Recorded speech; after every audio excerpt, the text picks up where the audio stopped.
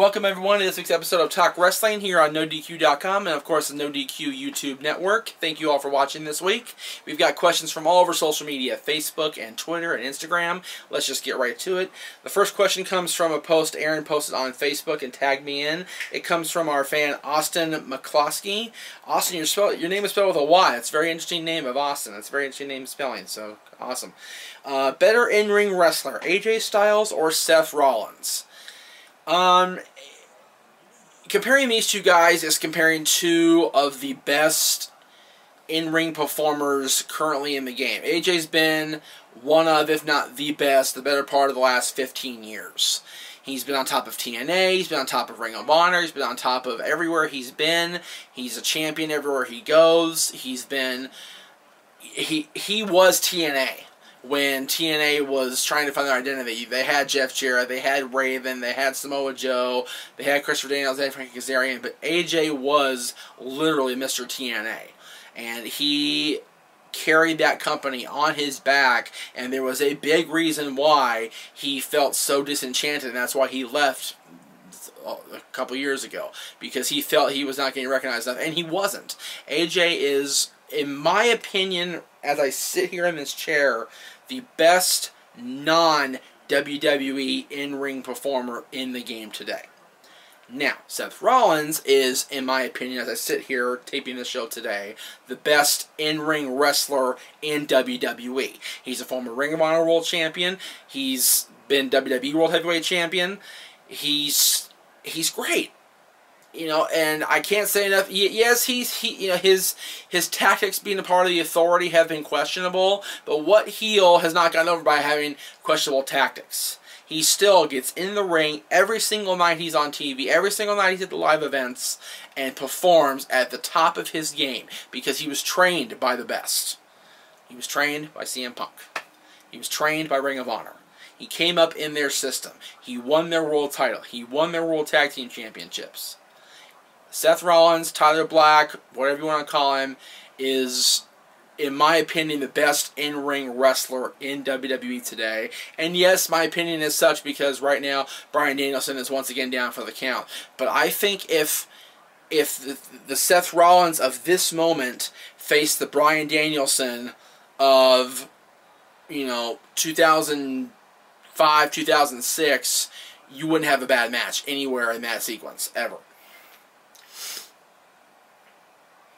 Darren Peterson, spelled P-E-D-R-S-E-N. What in your mind has Dusty Rhodes meant to the wrestling business? Well, it's kind of a dated question now, but and I briefly touched upon my thoughts on Dusty at the Money in the Bank wrap-up with Aaron a little while ago.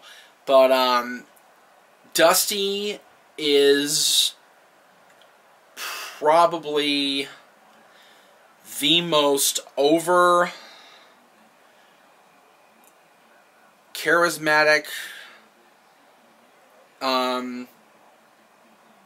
hero that wasn't a made man by WWE. What I mean by that is Hulk Hogan, in my opinion, is the most over babyface that ever drew in WWE. But if you go outside of Vince McMahon land, Dusty Rhodes carried several companies on his big old back for a number of years and booked Jim Crockett Promotions and booked WCW, sometimes good, sometimes bad, but Dusty Rhodes is one of, if not the greatest mind for this business that I ever saw. He was one of my favorite people to interview. He forever gave Mike, my co-host on Extreme Mayhem, fodder for me to be attacked with for paying me the keys, if you will. But Dusty was great. I'm so fortunate that I got a chance to spend a half hour with him on the phone. My only regret is I never got a picture with him in person, because that would have been freaking awesome. Randall Johnson. Should Sting have beaten Triple H at WrestleMania 31? Now, Aaron and I talked about this at the WrestleMania wrap-up.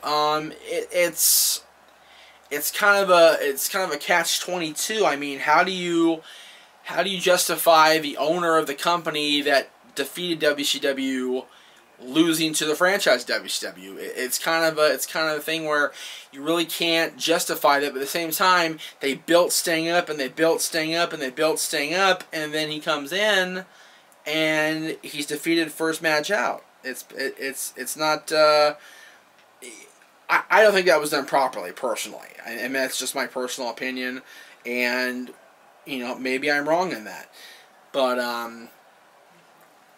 Sting, as long as he's continued to be kept mysterious and maybe come back for SummerSlam or Survivor Series again, or the Rumble, or next year's WrestleMania, and do something extravagant, then his character can be salvaged. Right now, he has a loss in his first match at WWE, and he hasn't been seen since, except briefly after Raw the next night.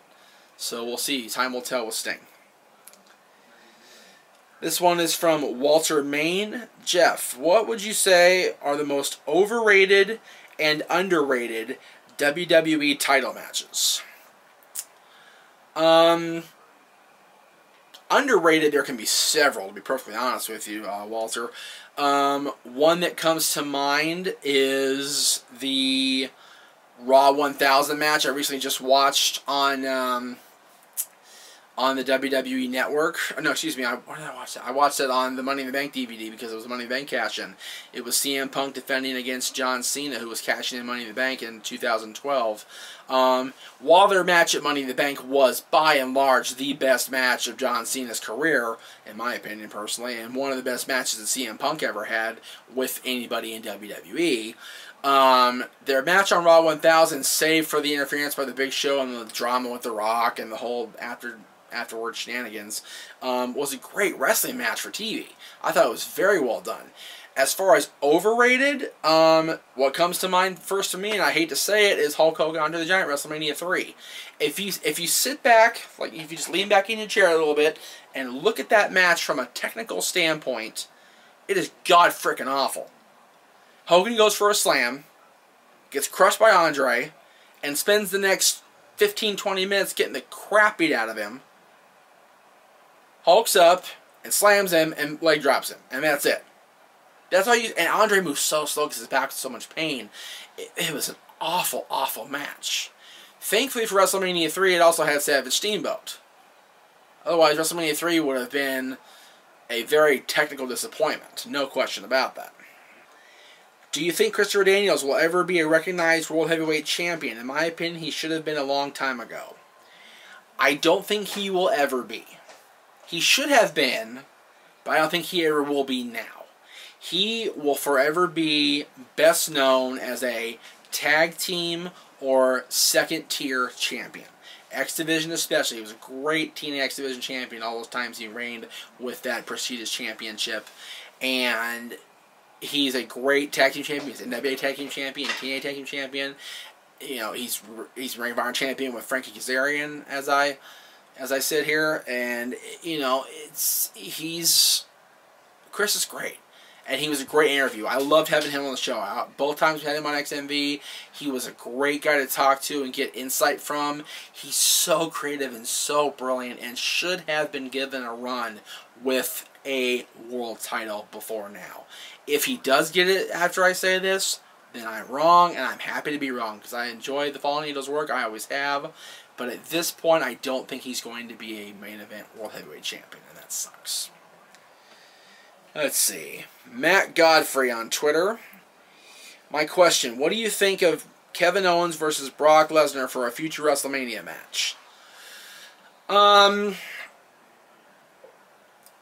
don't know if Kevin Owens will ever be in a position to fight Brock Lesnar. Yes, he's been feuding with Cena, and that's great, but they usually save Brock Lesnar for the big title showdown, or the big main event draw, the Streak, or Cena, or Reigns at WrestleMania.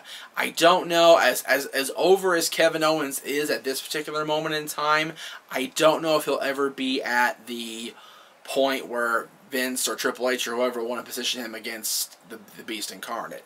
Because, you know, and I don't know if the match would look good on a technical level enough to where Vince would pull that trigger. This is from Chris Warden. Jeff, could you see WWE making WrestleMania 32 a stacked mega card and not putting it on the network and just making it a pay-per-view? Absolutely not. WWE has committed themselves 155%, even though it's not really allowed, to the WWE Network, and they're not going to pull their biggest show off their biggest draw. They will continue to have pay-per-views on pay-per-view, like Royal Rumble, like Survivor Series, like WrestleMania, like SummerSlam, but WWE will also allow WrestleMania to be on the network. Aaron and I talked about this briefly in passing when we were in between takes a couple weeks ago, I think it was now, that WWE may offer WrestleMania on pay-per-view only, but I don't see it happening now. They've had 2 WrestleManias on the network now. They've been overwhelming successes. Why kick the formula that's working so well for them by having the network subscribers, the loyal network subscribers that have been paying $10 a month for the last year and a half, have to pay $60 for pay-per-view? I think that would be a very big disservice to the loyal subscribers. Thank you all for watching this week. We will be back next week with more, probably from this same location, believe it or not, because I don't get out much. So we will see you next time on Talk Wrestling.